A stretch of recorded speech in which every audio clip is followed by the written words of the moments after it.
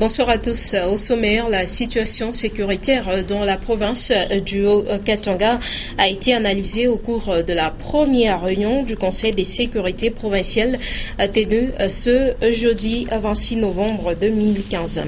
Et puis, célébration ce 26 novembre de la journée de la Convention relative aux droits de l'enfant. À suivre dans ce journal le portrait de Chichi Chilumba, un enfant de la rue qui travaille au marché Rail. Voilà tout pour les titres. Bienvenue à votre journal interprété pour vous en langage des signes par Yen Kanyimba. Je le disais tout à l'heure, ici est tenue la première réunion du Conseil provincial des sécurités présidée par le commissaire spécial Félicien Katanga. La situation sécuritaire est relativement calme dans la province. Le compte rendu est lu par Guylaine Panda Koufoua, commissaire spécial adjoint en charge de l'administration. Sous la présidence de son Excellence, Monsieur le commissaire spécial de la province du Haut-Katanga, il s'est tenu ce jeudi 26 novembre 2015 la réunion du Conseil provincial de sécurité. Après avoir fait le tour de la situation sécuritaire de la province, qui demeure relativement calme, hormis quelques cas de banditisme décriés çà et là, les membres du Conseil ont débattu de la sécurité des personnes et de leurs biens à l'approche des festivités de fin de l'année. À ce sujet, les forces de maintien de l'ordre et de sécurité ont été activées afin de veiller au calme et à la quiétude durant cette période. Le Conseil provincial de sécurité en appelle à la collaboration des habitants de la province du Haut-Katanga pour dénoncer tous les fauteurs de troubles, quels qu'ils soient. Commencé à 10h20, la réunion a pris fin à 13h30. Merci. Et puis, les responsables des entreprises étatiques et para-étatiques œuvrant dans la province du Haut-Katanga ont eu une séance de prise de contact avec la nouvelle équipe dirigeante de la province. L'essentiel des échanges avec Jacques Kaminga, administrateur délégué de la GECAMINE. Oui, en fait, c'était une première prise de contact avec les commissaires spéciaux qui sont arrivés. Il était question pour les commissaires spéciaux, donc les titulaires et ses deux adjoints, de prendre d'abord contact avec les responsables des entreprises publiques de l'État pour nous donner des directives dans la façon de collaborer avec les commissaires spéciaux. Donc c'était pratiquement une prise de contact, une première prise de contact sur notre façon de travailler, notre façon de faire pour le développement de la province du Haut-Katanga. Puisqu'il s'agissait d'une réunion de prise de contact, mais quelques précisions sur l'une ou l'autre société ont été données sur certains aspects, notamment les aspects sociaux. Je crois que c'était plus une prise de contact. Oui, c'est vraiment une joie puisqu'il y a l'esprit d'ouverture qui s'annonce très très clairement et je crois que c'est la meilleure façon de travailler, c'est d'être ouvert. La porte du commissaire spécial et de ses adjoints, les portes sont grandement ouvertes pour nous les responsables. Ils sont disposés à nous écouter, à nous accompagner dans nos actions, puisque nous, les responsables des entreprises, nous y sommes pour beaucoup, comme l'a insisté le commissaire spécial, pour le développement de la province, puisque c'est de nous que naissent les recettes. Le 26 novembre, l'on célèbre la journée des aides soignants. Ces professionnels de santé exercent par délégation. Ils s'occupent des malades, surtout sur le plan hygiénique. Lumière Moussao, Félix Kalombo. Les aides-soignants sont des professionnels de santé classés parmi les paramédicaux qui évoluent à côté des médecins. Ils ont des notions élémentaires quant à la prise en charge des malades, contrairement aux infirmiers. Les aides-soignants jouent le rôle beaucoup plus dans l'hygiène et les besoins du malade. Comment? Vous avez un malade qui est hospitalisé et qui, dans des conditions normales, hospitalisé, ce malade-là est incapable peut-être de bouger, est incapable de faire certains mouvements. L'infirmier, c'est celui qui a une formation beaucoup plus complète, de faire une première consultation, d'orienter même un diagnostic et de commencer à administrer même le premier soin. Dans les institutions sanitaires en République démocratique du Congo, on n'en trouve pas. d'où la famille est obligée de s'occuper de son malade. Un travail très très délicat, il faudrait avoir un grand cœur pour supporter parfois certains caprices de malade. Il peut l'aider et il peut aussi aider à faire sous contrôle d'un infirmier les soins élémentaires, c'est-à-dire donner certains médicaments, surtout pour les malades qui peuvent prendre Perros, et il les donne et veiller à ce que le malade puisse bien manger. Et ce que le malade doit manger là, est-ce que c'est vraiment les régimes qu'il faut pour ces malades? Il s'y est de noter que c'est depuis 2010 que cette journée est instituée.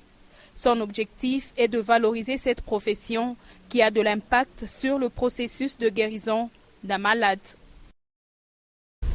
Et toujours ce 26 novembre, l'on célèbre également le 20e anniversaire de la Convention relative aux droits de l'enfant, une journée qui interpelle toute personne et toute organisation à se pencher sur la situation des enfants de la rue. Pour pallier à cette situation, le gouvernement devrait davantage lutter contre la pauvreté et encourager ceux qui sont déjà dans les rues pour une réinsertion familiale. Linda Lukalou. Lutter au quotidien pour la protection des enfants des rues, c'est l'un des objectifs de cette journée instituée par l'UNESCO. Cette journée est également un moyen d'informer l'opinion publique sur le calvaire de ces enfants. Aujourd'hui, des millions d'entre eux à travers le monde vivent et travaillent dans la rue. Certains sont orphelins, d'autres échappent aux abus de leurs tuteurs, d'autres encore essayent de gagner de l'argent pour subvenir à leurs besoins et à ceux de leur famille. Ces enfants sont vulnérables à la violence, à l'exploitation, à la toxicomanie, au VIH-Sida et à d'autres risques graves pour la santé.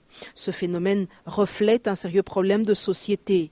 La misère, certains faits sociaux tels le phénomène enfant sorcier. Tout enfant a droit à la vie, à l'éducation et les parents ont le devoir d'assurer les droits élémentaires des enfants. Et puis ce portrait de Chichi Chilumba, un enfant de la rue vend au marché Rail. Selon lui, le premier jour en tant que chégué ne sont pas faciles. La plupart d'entre eux sont maltraités avant d'être acceptés par la communauté des chégués. Linda Lukalou, Ben Kaembe et Séverin Katomboa.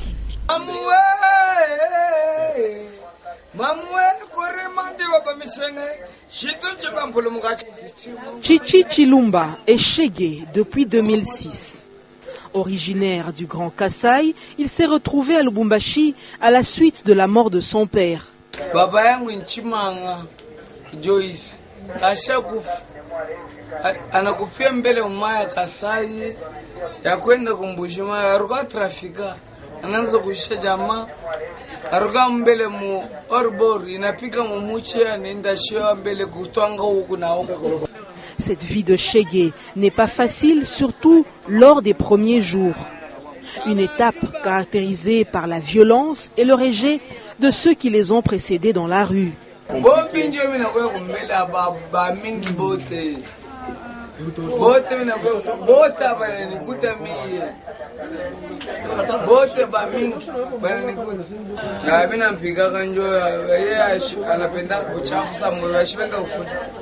Pour sa survie, Chilumba s'occupe de l'évacuation des ordures dans les différents restaurants.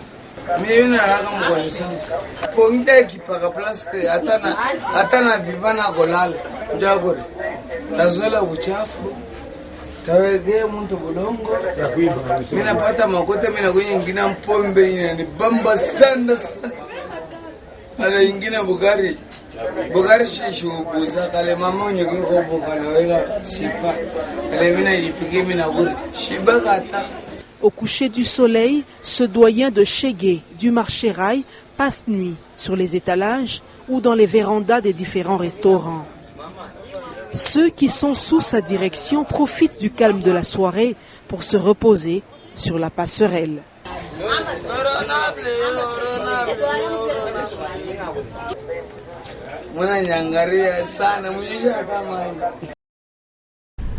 Et le slogan « La vie change avec Orange » est toujours d'application chez Orange, maison des télécommunications. Dès ce jeudi 26 novembre, tous les abonnés de ce réseau ont un nouveau service. Il s'agit de Orange Money qui sera opérationnel dans la province du Haut-Katanga après la capitale Kinshasa. Sylvie Moussaou. C'est parti. Le service Orange Money est désormais opérationnel dans la région. Ce jeudi 25 novembre qu'a eu lieu le lancement officiel des opérations envoi et retrait d'argent virtuel via les téléphones portables. Orange Money, pour nous, c'est déjà une solution panafricaine dans la mesure où Orange Money a été lancé pour la première fois en Côte d'Ivoire en décembre 2008 et est opérationnel aujourd'hui dans 13 pays avec à son actif près de 16 millions de clients inscrits. Et en termes de volume de transactions, nous nous trouvons aujourd'hui à 165 millions de dollars américains. Les avantages sont les suivants. Le client pourra, à volonté, déposer de l'argent sur son téléphone, opération nécessaire pour pouvoir effectuer des transactions de paiement, effectuer des retraits d'espèces, transférer de l'argent à des proches, à des partenaires économiques et autres, procéder à des paiements dans les supermarchés ou marchés, dans les pharmacies, dans les restaurants. Une cérémonie à laquelle les invités et partenaires ont partagé les idées sur les nouveaux produits des maisons Orange. Le premier client à s'inscrire à ces services bénéficieront d'une promo Orange Money à partir de ces jours jusqu'au 31 décembre 2015. L'entreprise Tenke Fungurume Mining a dans son programme agricole initié le projet Crédit Élevage Caprin en faveur des éleveurs de sa concession. Objectif, améliorer la sécurité alimentaire. Après une année et demie, le remboursement est favorable. Le projet a commencé avec 500 chèvres et à ce jour, il en compte environ 1200. Rufin Kibombe, Tianilunga. Diversifier les ressources des revenus de la communauté de sa concession est l'objectif du projet Crédit Élevage Caprin, initié depuis 2014 par Tenke Fungurume Mining. Un projet pilote en appui au programme agricole qui a débuté avec 500 chèvres pour 30 villages de la concession en raison de 3 chèvres par ménage ou bénéficiaire et 1 bouc par village. Albert Moudimbi du village Moutaka 2 en a bénéficié. J'ai reçu 3 chèvres et j'en ai remboursé 3, avec un bénéfice de 6 chèvres. Dans peu de temps, ceci va nous permettre de couvrir les études de nos enfants. Nous disons merci à Tenke Fungurume Mining pour ce crédit et nous lui demandons de continuer sur la même lancée. Après une année et demie d'encadrement à travers des formations et suivis assidus par des vétérinaires mis à la disposition des bénéficiaires par TFM, le rendement est meilleur. À ce jour, nous avoisinons 1200 chèvres. Le remboursement a été meilleur. Pour essayer d'être plus pratique, nous l'avons prévu en 2 échéances. Fin novembre 2015 et la prochaine échéance est fin janvier 2016. Ce remboursement servira de crédit aux nouveaux ménages de la concession. La philosophie du projet, c'est d'atteindre le plus possible des ménages qui vivent dans les communautés locales, qui sont appuyés par le programme agricole de développement communautaire TFM. Un programme du développement communautaire de TFM qui rentre dans le cadre de l'amélioration de la sécurité alimentaire dans la concession. Et en sport, on revient à la Lina Foot avec le match qui s'est joué hier à Mbuji-Mayi. Océan Pacifique a perdu face au tout-puissant Mazembe Anglebert 0-1. But signé Givan Singuluma à la 28e minute. Un résumé de Guillaume Kazadi. Guerrier pour dompter le stade Tchikisha de Mbuji-Mayi et traverser l'étape de Océan Pacifique. Dès le coup d'envoi, l'équipe locale investit le camp de Mazembe sans trouver la moindre faille. Le Corbeau sort la tête de l'eau à la 26e minute. Boulingui Jonathan se joue de la défense adverse, mais sa frappe passe à côté. 2 minutes plus tard, Yannick Toussilou Bazola, parti sur le côté droit, dépose son centre sur la tête de Given Singuluma. Le Zambien propulse le ballon dans la cage du gardien Moubenga. 1-0 à la mi-temps à l'avantage des visiteurs. En seconde période, les pacifistes pilonnent la cage de Corbeau de Lubumbashi, mais ils vont buter sur l'énorme Robert Kidiaba Muteba qui repousse tout. D'abord, cette reprise de volée de Wandundu à la 75e minute. Ensuite, le coup franc de Chibangu envoyé en corner. Dans la douleur, Mazembe remporte le match et Louis Ndama, pour son retour à Chikisha, va jouer les 10 dernières minutes. Et pour le compte de la 10e journée du championnat de l'entente des footballs de Lubumbashi, l'équipe des Corbeaux Kaifa s'est imposée sur celle des football club Umoja. Un but à 0 a été le score au stade Frédéric Ibassia Maliba ce jeudi 26 novembre 2015. Gaylor Constant Mouipo. L'équipe de Corbeaux Kaifa vient de renouer avec la victoire à l'entente de football de Lubumbashi. Devant l'équipe d'Umoja, les académiciens se sont imposés 1-0. C'était dans une partie où les hommes du coach Kayembe jouaient repliés dans leur moitié de terrain, une option prise pour gêner l'animation des jeux de Corbeaux Kaifa.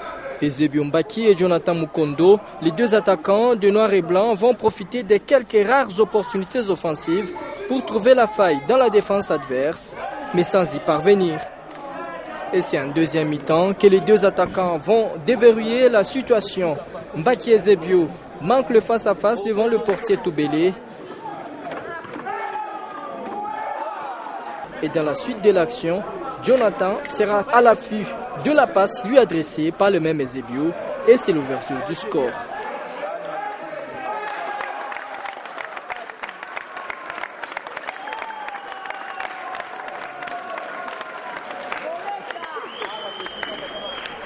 Et suite à ces buts encaissés, Umoja varie son style de jeu.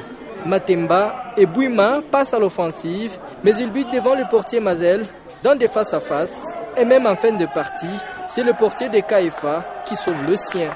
1-0, score final. Pour le technicien d'Umoja, Kayembe Mouyaya, il accepte la défaite, mais regrette les occasions manquées par ses attaquants.